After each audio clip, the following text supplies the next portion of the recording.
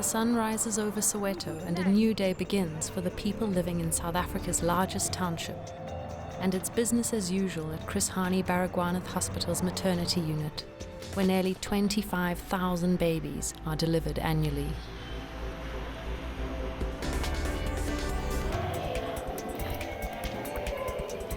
About 65 to 70 women deliver here every day. We run this unit which takes referrals from other clinics and other hospitals around the province. And we admit about 100 women every day into the maternity. And those people? No beds. Out of the 70 deliveries, about 20 to 25 will be cesarean sections, and about 45 to 50 will be normal deliveries. Women in early labour wait on benches for an available bed, but beds are not the only thing in short supply.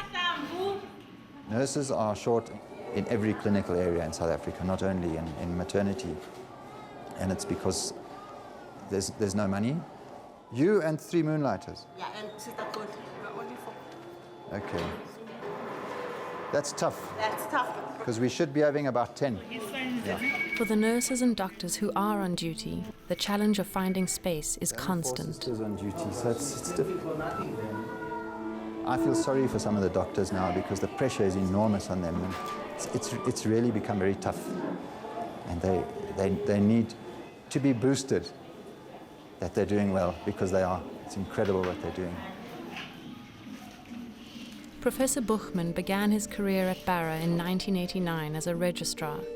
He has seen the number of patients increase over the years and sympathizes with today's registrars, like Dr. Shareen who has to cope with the enormous amount of births. Delivery pack, vacuum ready. There's labor ward with 20 cubicles. That's where all the women who are in labor are kept, and that's where we progress them and look after them. What's happening with this lady? She's a 19-year-old. This is her first pregnancy. She was booked to have a cesarean section to get the baby out because the baby is getting tired. Now she went to theater, but they've just brought her back because the baby is just about to come out. And they said she can deliver normally. So I'm going to assess her and deliver her normally. Give me, ma'am. Is that him?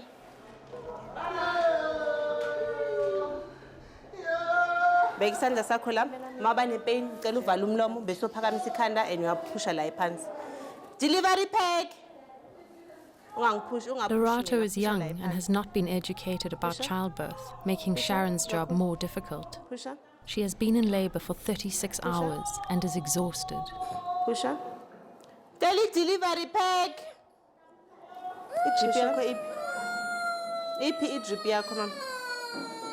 The sisters do most of the delivering. We usually deliver the complicated cases like this one because it was taking a while for the baby to come out and the baby's condition was not well. I had to come in and assist. Try to keep it as quiet as possible. No sound should come out of your mouth. That's the only way the baby is going to come out.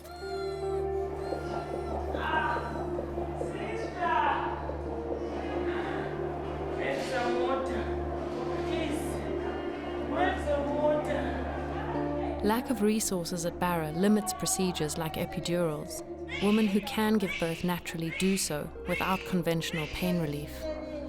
The women are incredibly patient. They don't have a choice, actually, but if they could be miserable about it, they could be impatient, they could start shouting. Sorry. We're privileged to have patients like this, really. Push. Ungaphakamisa izinga. Beka izinga ephansi. Izinga ephansi. Push up. Push mama.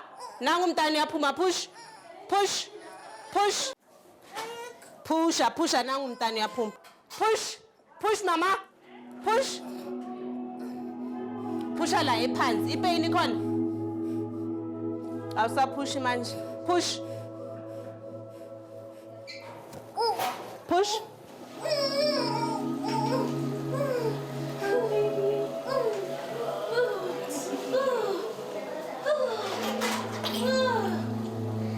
Well done, Congratulations. Ubuya nini futhi mama?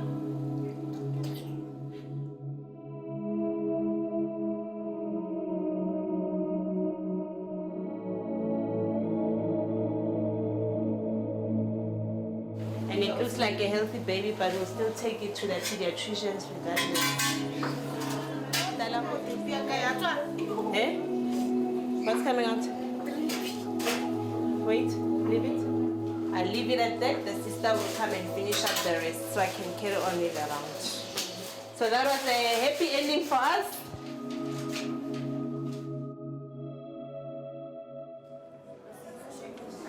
This hospital, Barra, is trying to do its best for the people of Soweto. Cannot do more than it's doing at the moment, given the resources available. After a long labour, Lorato's baby is monitored and given oxygen. If there are no further complications, Lorato and her baby will be discharged in just 6 hours to make way for another expectant mother.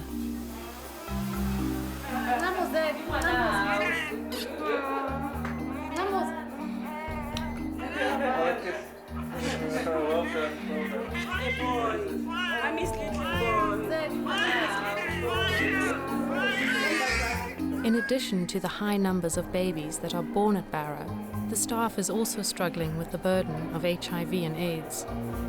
3 in 10 pregnant women are HIV positive in South Africa today. What's 65? In response to the growing crisis, Barra has established special clinics to deal with expectant mothers who are HIV positive or have AIDS. It is in these clinics where doctors feel the brunt of the disease.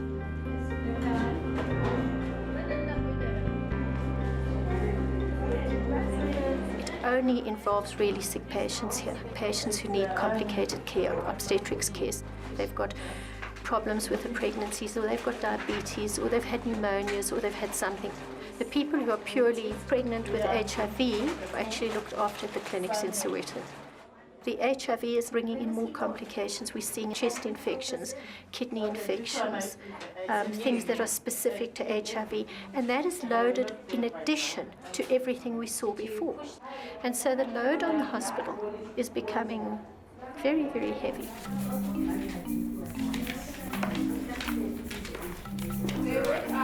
Who is ready? Who are the first patients? As part of her training, Shareen must put in hours at the special antenatal clinics at Barra. Today she works under the supervision of Dr. Jenny Hull, another Barra veteran. I don't know who saw her. Today.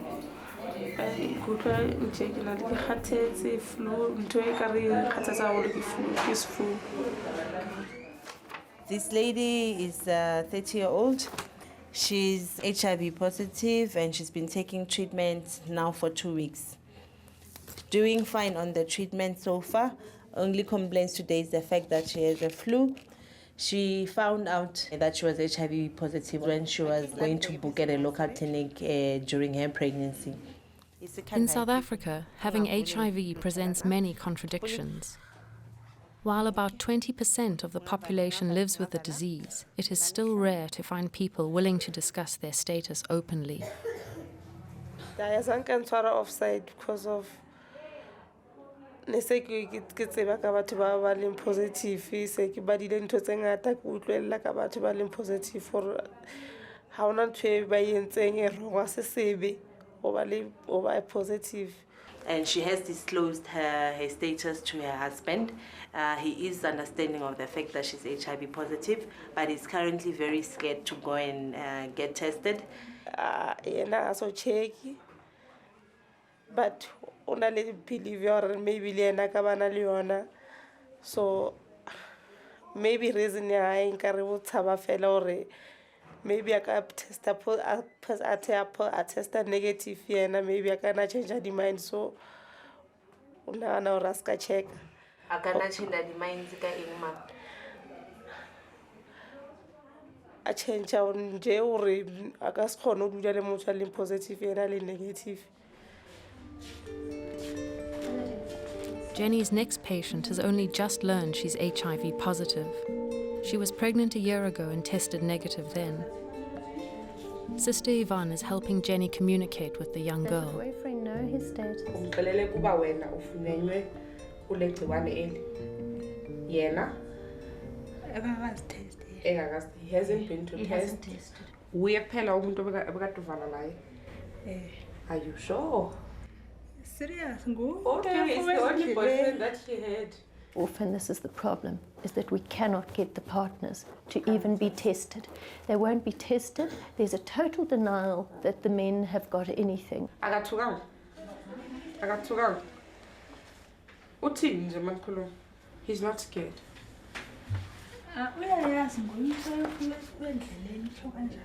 Oh, he says he admits that he's the one that brought it home. Akhange akuxelele na ukuthi asebenzise condom apha endlini. She's not questioning that he's brought it to her. So we've got a major social issue. I think the plea that everyone has is that we shouldn't be getting pregnant until you're in good health. We're doing everything we can to stop the transfer of the virus to the baby during the pregnancy and during delivery. But that in many ways is trying to close the stable door when the horse is halfway out. And I think what we need to be concentrating on is contraception and then getting people into the best state of health that if they do want to plan a baby when they're HIV positive, they can be on treatment, that it's a planned pregnancy. And unfortunately, that is not what is happening. The people who really see the results are the people in the children's department, who see the neglected children, the children with parents who have already died.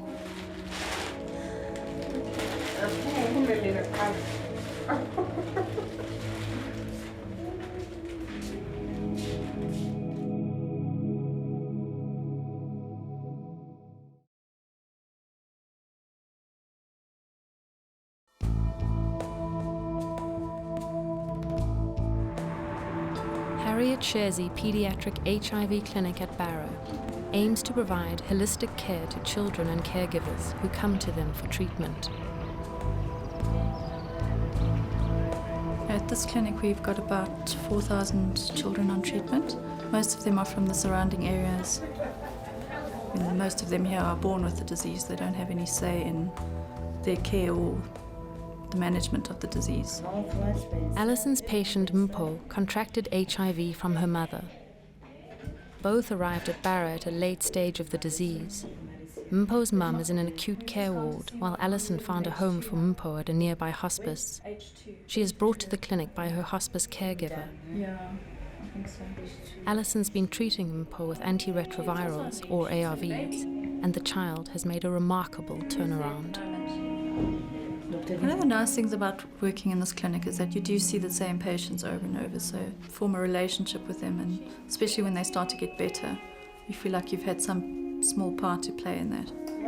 As a result of her HIV infection, Mpho developed a lesion on her face, which has eaten away her cheek and palate. Any other problems? The kids are incredible. They just bounce back. Some of them are on treatment for 2 weeks and you can see them just come back to life.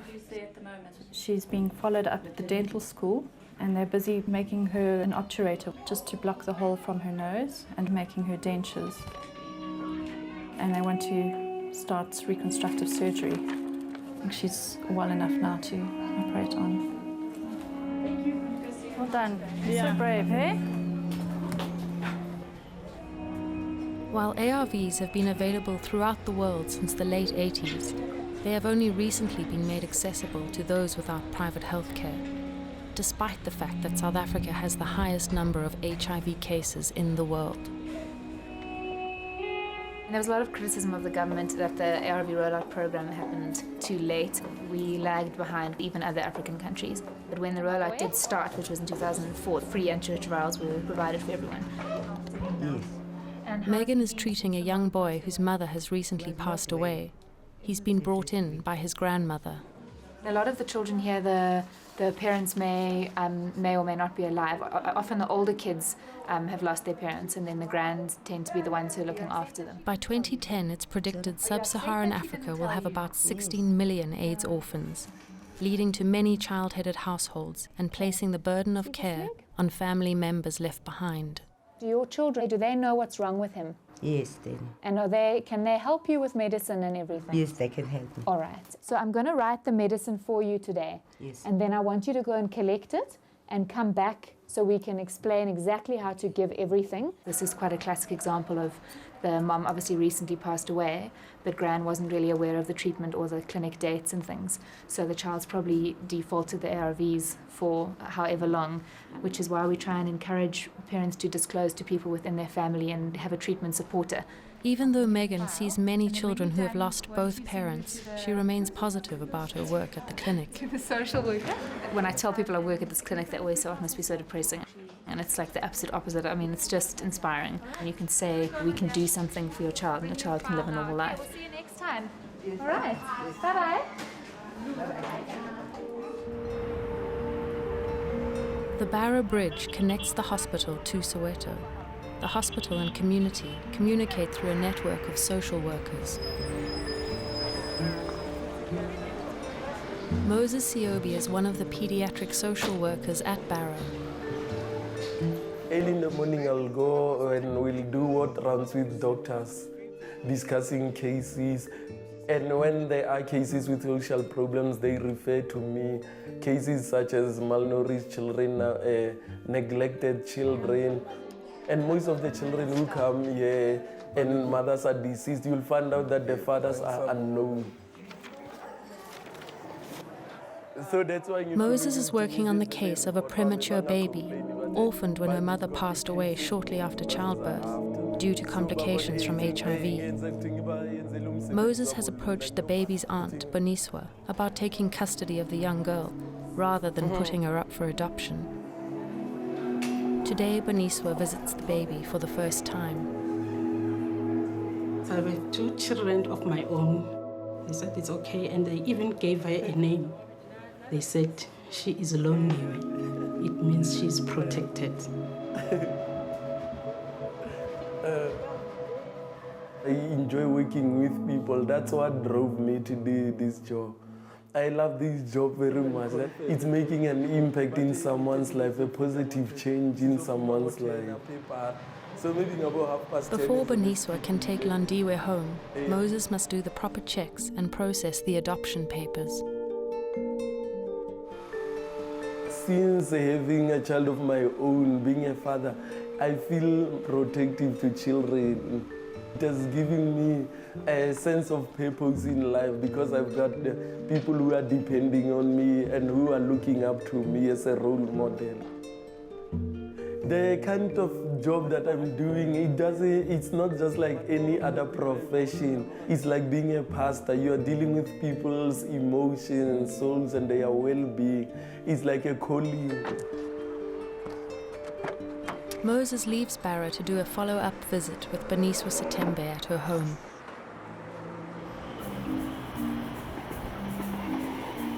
We are visiting the prospective foster parent of that baby whose parent passed away. So I'm going to her house so that I can compile a report recommending whether it's suitable for the child to be placed in her care. The Setembe family live in an average Sowetan suburb in a modest 2-bedroom home, typical of the area.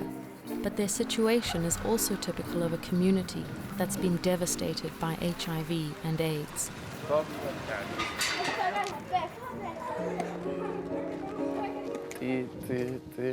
Boniswa and her mother take care of the deceased woman's 2 older children, a nephew, and Boniswa's own 2 daughters.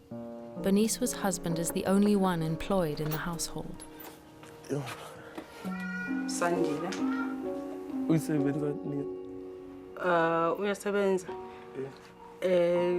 Machine operator.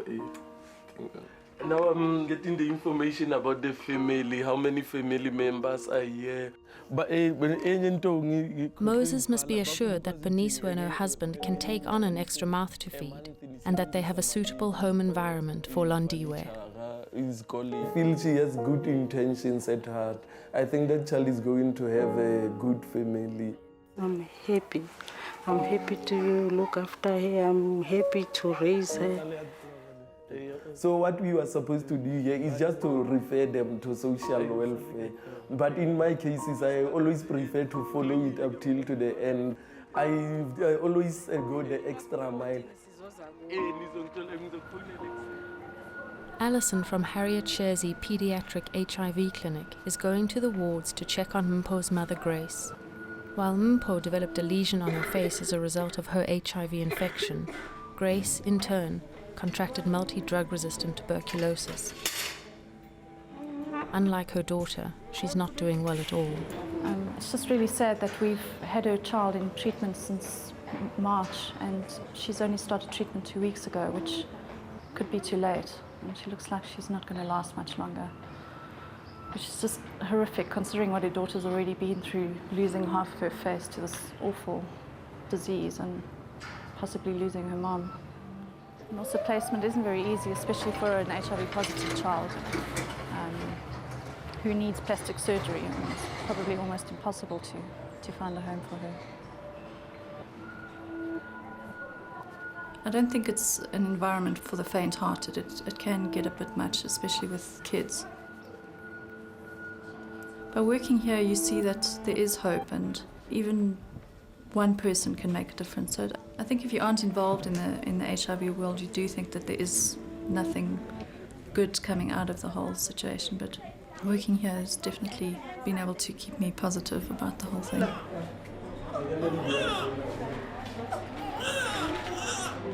With the Satembi family given the green light for adoption, Boniswa comes to take Landiwe to her new home.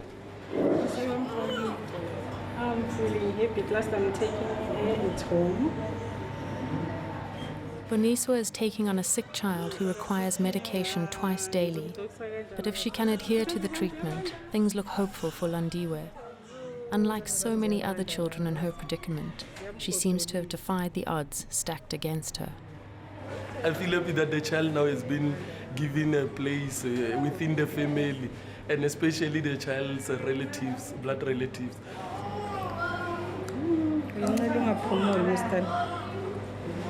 This is what gives me that feeling of fulfillment, that what I'm doing, I actually see the result. Hey, I'm happy.